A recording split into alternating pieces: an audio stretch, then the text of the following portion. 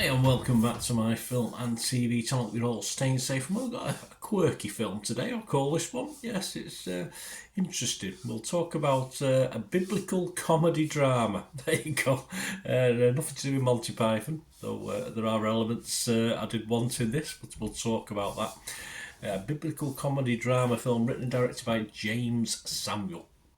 So today, yes, we're going to have a look at something called the Book of Clarence. Please, if you're new to the channel, push that subscribe button, push the bell notifications, everything, film and TV reviews like this, information vlogs, the odd quiz thrown in from time to time. Great to have you on board. Leave your comments on this film or anything to do with film and TV. It'd be great to hear from you. Certainly, I want to know your thoughts on this film. I'd say it's a mixed-ish response. A mixed-ish, that's a word. A mixed response from people. But yeah, I'll not give too much away as to my thoughts just at the moment. We'll clear that up in a minute. And please, if you are new to the channel, I do stuff on my football team, Manchester City, as well. So if you know anyone who might be interested, if you're not interested yourself, give them a kick in my direction. I'll be very, very grateful. But it's a film today. It's films that we're looking at. I say a biblical comedy drama. Yes, I'm not too sure whether there's been riots caused or protests outside the theatres like there was for the Life of Brian many moons ago, of course. But yeah, it wouldn't surprise me, but yeah, we'll talk about that because I think whichever your stance on religion, I think this is an interesting film. Stars, yeah, great cast actually, a very, very good cast. I like the cast. Lakeith Stanfield, Omar Sy, RJ Cyler, Anna Diop, David Oyelowo, Michael Ward, Alfred Woodward, Tiana Taylor, Caleb McCaughlin, Eric Coffey Abrefa, Marianne Jean-Baptiste, James McAvoy, and Benedict Cumberbatch. Yes, well, I'm not saying what he is in it, but I'll let you get the surprise. But no, a really, really good cast in this one. Stanfield especially is excellent, very, very watchable indeed. I have seen him in other things, of course, but yeah, it's just a great cast. Sort of still works at times when the story struggles. You can enjoy the cast and what's going on screen because it does struggle occasionally, the story.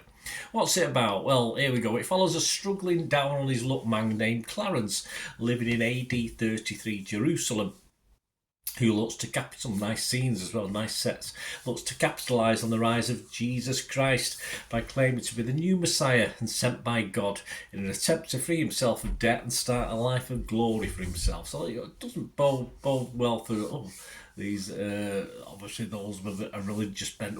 This is shocking, this is blasphemy, but it's not.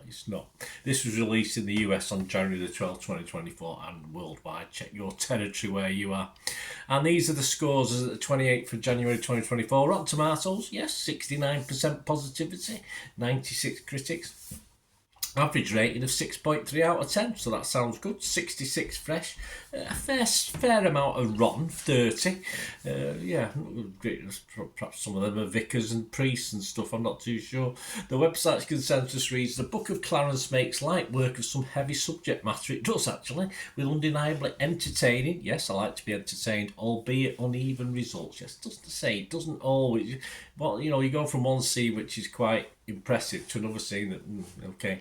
Metacritic, the other one we look at, 24 critics, scored it a little bit less, 60 out of 100.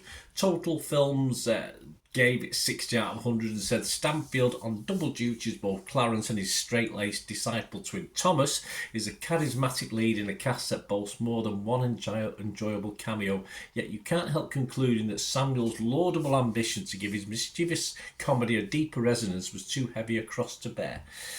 Okay, see what we're doing there with the puns, but yeah, 6 out of 60, 60%, so it was fine with that, but I sort of agree, because it doesn't, as I said, doesn't always work all the time.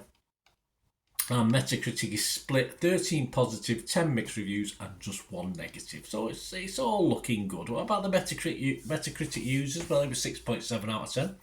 That's fine.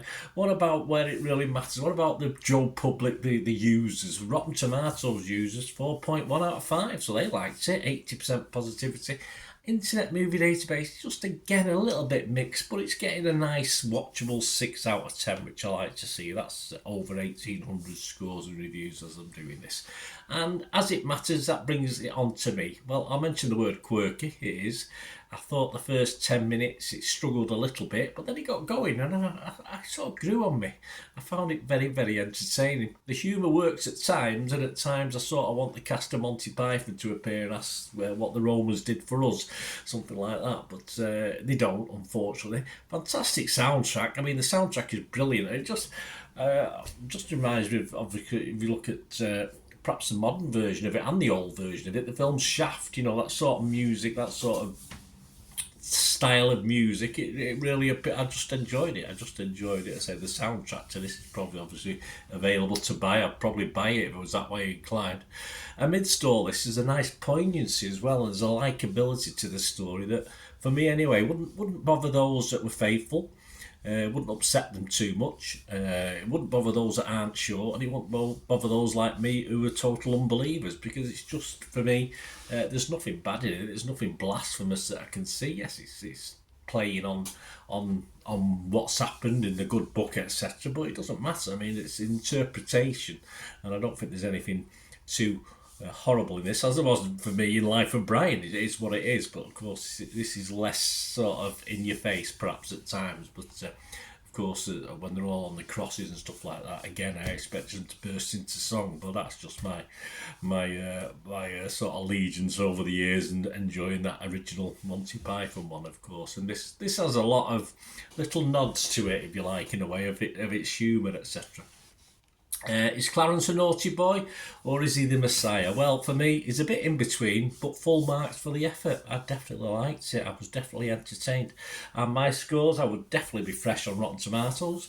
I would probably be a little bit mixed on Metacritic, only because it doesn't always work. But I say in an hour and 40 minutes, certainly an hour of it was good entertainment, but I'm going to give it a nice score. I'm going to give it a little bit higher, Internet Movie Database. I'm going to give this a solid 6.5 out of 10. It's definitely watchable, with a little bit extra for those bits I liked over and above the mundane stuff, which I thought, as I said, the first 10 minutes, if you give it a chance, guys, because some people might watch them for 5 minutes and turn it off, and I thought the first 10 or 15 minutes weren't great, but then it sort of improved for me. So 6.5 out of 10. Let me know what you think, guys. It'd be great to have your opinion.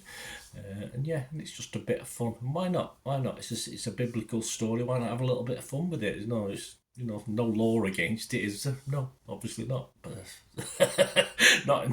not here in this country anyway. I don't know where you are, but let me know your thoughts. It'd be great to hear from you. Till we meet again, that's one thing, don't I? Please stay safe, everyone. Bye for now.